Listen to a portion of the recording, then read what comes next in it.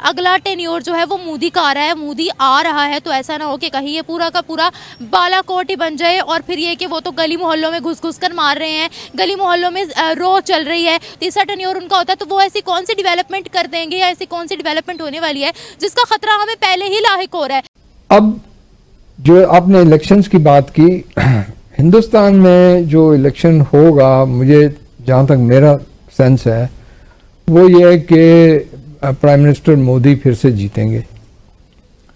और जिस तरह पहले उन्होंने ये डेमोन्स्ट्रेट कर चुके हैं, तो पुलवामा के लिए तैयार रहना चाहिए, बालाकोट के लिए।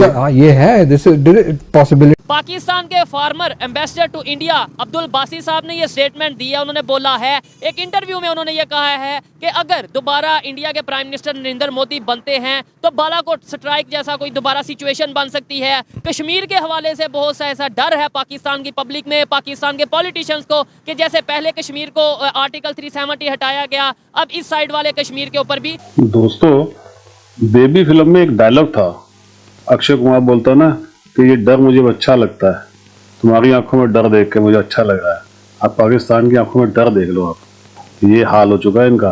मोदी जी ने वो खौफ पैदा कर दिया है कि आज इनकी टांगे कांप रही हैं कि मोदी का थर्ड टर्म आते क्या होने वाला है, क्योंकि उनको मालूम है अभी तो भीख मंगवा रहा है मोदी।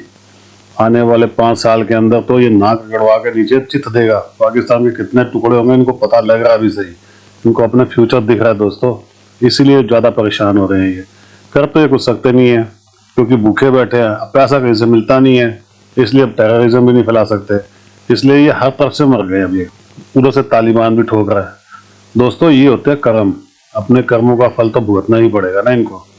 दोस्तों, प्लीज कमेंट्स करके बताइएगा वीडियो कैसे लगी, वीडियो को लाइक कीजिएगा और चैनल को प्लीज सब्सक्राइब जरूर कर लीजिएगा। Thank you very much. तो हम मोदी से क्यों डरा रहे हैं आवाम को? मोदी हमारे लिए थोड़ी ना कुछ करने आ रहा। हम मोदी से क्यों पाकिस्तान को डरा रहे हैं? तो दहशत मेरे ख्याल है इस बात की है कि इन 10 सालों के अंदर उसने भारत को कहां से कहां पहुंचा दिया। अब तीसरी हुकूमत में उनकी आती है तो फिर और कहां तीसरे नंबर पे पहुंच जाएगा भारत।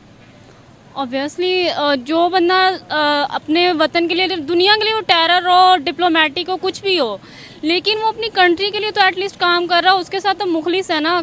ये तो नहीं है ना कि हमारी तरह 35-35 40-40 साल हुकूमत करके जो अपने ही एरिया को बस डेवलप करके वो कहें जी हमने पाकिस्तान को ऐसा बना दिया है। तो पाकिस्तान को जाके ज़रा विलेजेस में देखें, बलूचिस्तान में देखें, ठीक है, तो पता चल जाएगा पाकिस्तान को कहाँ पे लेके गए हैं जो है 76-75 सालों में। है बलूचिस्तान में क्या है, सिंध में आपने नाम लिया, लेकिन है क्या यहाँ पर? डेवलपमेंट पर आप बात कर रहे हो ना, डेवलपमेंट पे बात कर लें, आप पॉवर्टी पे बात कर लें, वहाँ की जो है आप किसी भी चीज़, एजुकेशन पे बात कर लें, क्या उनका रेट है, क्या उनके क्राइटेरिया उनके, आप किसी भी चीज़ में बात कर लें, कुछ भी नहीं है। मोदी अगर आता है, मोदी की सबसे पहले ये कि हवा बनाया हुआ है कि मोदी आता है तो मोदी पाकिस्तान या मुसलमानों के खिलाफ बड़े प्रोपेगेंडा ये चीज़ें करता है। अगर ये चीज़ें होती, इंडिया पाकिस्तान का दुश्मन है या पाकिस्तान इंडिया का दुश्मन है, तो मोदी नवाज शरीफ की बेटी की शादी पे क्यों आता है, उसकी नवासी की? जहाँ टेररिज्म होगी वहाँ आप जाएंगे? नहीं, टेररिज्म आप थोड़ी डिफाइन करें, टेररिज्म है क्या? जहाँ इंस्टेबिलिटी है बहुत ज़्यादा, वहाँ कत्लो गारत हो रही है बहुत ज़्यादा। हमारे मुताबिक वहाँ मुसलमानों का कत्लेआम हो रहा है ना, वहाँ बहुत ज़्यादा कत्लेआम हो रहा है। जगह जगह पर हिंदू जो है वो मुसलमानों को तंग कर रहे हैं। आप कश्मीर की मिसाल ले रहे हैं, हम कहते हैं ना कश्मीर में बहुत जुल्म हो रहा है, लेकिन कश्मीर में सबसे बड़ी दुबई की इन्वेस्टमेंट भी आ गई है, इमार ग्रुप। तो इन्वेस्टर यही देखते हैं ना कि मार्केट कितनी है या ये टेररिज्म फ्री प्लेस है या नहीं है। ये अगर टेररिज्म की बात अगर ये सोचें, हम रहते हैं सब कॉन्टिनेंट में, सब कॉन्टिनेंट में 2 चीज़ों पे पॉलिटिशन होती है, एक रिलीजन और फ़िका।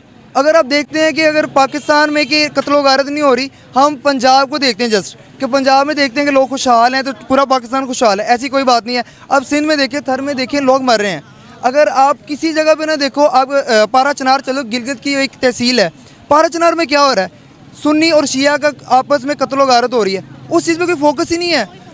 75 ईयर हो गया हमारे पाकिस्तान को आज़ाद हुए, क्या हुआ है? वहाँ पे वही इशू है। 75 ईयर हो गए, 400-500 साल पुराना वहाँ के वो कबाइल हैं, अभी तक गवर्नमेंट की 1% भी वहाँ पे इन्वॉल्व नहीं है। और वहाँ पे जो हमारी मीडिया है वो क्या कहते हैं 10 to 12%, वहाँ पे 0% मीडिया को अलाउ नहीं है कि वहाँ की कोई भी न्यूज़ कवरेज करे या पब्लिश करे। मोदी की जो मुझे सबसे अच्छी बात लगती है, वो हर चीज़ जो उसके मुल्क को डेवलप कर सकती है, वो IT हो, उसका जो मेन मकसद होता है वो कहता है कि यार बाहर के इन्वेस्टर हमारे मुल्क में आए। और यहाँ की जो अगर गवर्नमेंट कोई भी गवर्नमेंट बता दें वो जस्ट कुछ भी नहीं है। अभी भी देख लें इलेक्शन आने वाले हैं, पीपल पार्टी, नून लीग, पीटीआई सारे आपस में झगड़ेंगे और बाद में क्या होगा, ये सारे मिल बैठ के हुकूमत करेंगे। वहाँ पे ये सीन नहीं है। वहाँ के बाहर वो कहते हैं कि इन्वेस्टर जितना ज़्यादा बिजनेस होगा उतनी ज़्यादा हमारा मुल्क स्ट्रॉन्ग होगा। यार सबसे पहले तो जो नरेंद्र मोदी है उनका अपनी नेशन के लिए तो वो बहुत अच्छा आदमी साबित हुआ है, क्योंकि इसके दौर के अंदर उसने बहुत तरक्की किया इंडिया ने। और ख़ास तौर पे आप देखें जो G20 हुआ है उसमें उसकी बड़ी अपना है अचीवमेंट। और उसके बाद जो उन्होंने अब उनकी स्टॉक एक्सचेंज देख लें, आप उनकी मईशत देख लें, वो मेरे ख्याल 4th लार्जेस्ट इकोनॉमी है, 5th लार्जेस्ट इकोनॉमी है, लेकिन उनके मुताबिक कुछ ही सालों में वो 4th और 3rd लार्जेस्ट इकोनॉमी बन जाएंगे। और उसके बाद रिसेंटली जो उनका कतर का इशू हुआ है, उसके बाद जो इसराइल का इशू हुआ है, उस सब में उन्होंने ना अपनी नेशन का मुकदमा जो है ना वो बड़े अच्छे तरीके से लड़ा है। चाहे वो फॉरेन पॉलिसी की तरफ से देख लें, इकोनॉमी की तरफ से देख लें, या उनके देखें ना, सबसे बड़ी बात तो ये है कि इंडिया के अंदर बहुत सारे कल्चर्स हैं, बहुत सारी जुबानें हैं, बहुत सारे मज़ाहिब हैं, उन सबको मेरे ख्याल इकट्ठा रखना यही बहुत बड़ी अचीवमेंट होती है। जबरदस्त। अब पाकिस्तान के अंदर 90% से ज़्यादा मुस्लिम्स हैं, लेकिन यहाँ पे हम इकट्ठा नहीं रख पा रहे।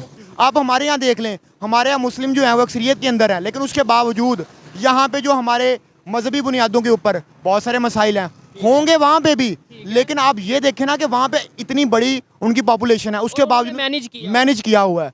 पाकिस्तान के अंदर तो ऐसा जी यहाँ पे मैनेज नहीं हुआ, यहाँ पे तो एक अक्सरियत है फिर भी मसाइल हैं। ये जो हमारे मुल्ले हैं इनको मस्जिदों में बिठाएं और इनको एक जगह पे कैद कर दें, इनको कहें कि आपका पॉलिटिक्स के साथ कोई ताल्लुक नहीं है। कैद ना करें, मतलब मजहब के हवाले। कैद करने से मुराद मेरा ये है कि इनको एक ऐसी स्पेस दें जहाँ पे ये पॉलिटिकल मामलात के अंदर अपना लुच फ्राई ना करें। हमें कोई ज़रूरत नहीं है इनकी।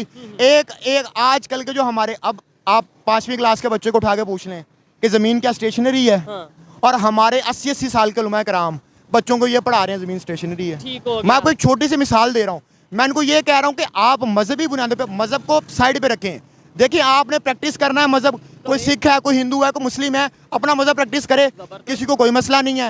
हाँ अलबत्ता अगर आप मजहबी बुनियादों पर किसी और मजहब के लोग के ऊपर इंतशार करेंगे या उनको तंग करेंगे या उनके ऊपर ज़मीन तंग करेंगे, तो चाहे वो हमारा हिंदू भाई है, चाहे वो हमारा ईसाई भाई है, हम उसके साथ खड़े होंगे।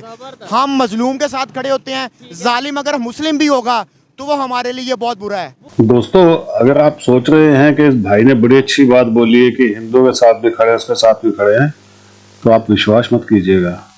दोस्तों, सांप की फितरत काटना होती है। आप बिच्छू को जितना मर्जी पाल लीजिए, काटेगा ही काटेगा। पाकिस्तान के अंदर गिनती के 5 या 10 लोग मिलेंगे आपको ऐसे जो ये बोलते हैं। मुझे उम्मीद नहीं है कि ये दिल से बोल रहे होंगे।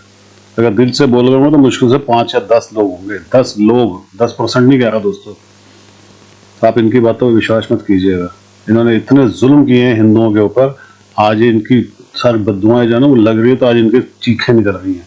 इसलिए आज ये हिंदुओं का साथ देने की बातें करते हैं, क्योंकि इनको पता लग गया है कि अब इनके साथ ही होने वाला है। और अभी तो बहुत कुछ होगा दोस्तों। आने वाले वक्त में जब ये चीखें मारेंगे तो मेरे दिल को भी सुकून मिलेगा और आपके भी। कमेंट्स करके बताइएगा वीडियो कैसी लगी। वीडियो को लाइक कीजिएगा और चैनल को प्लीज़ सब्सक्राइब जरूर कर लीजिएगा दोस्तों। Thank you very much.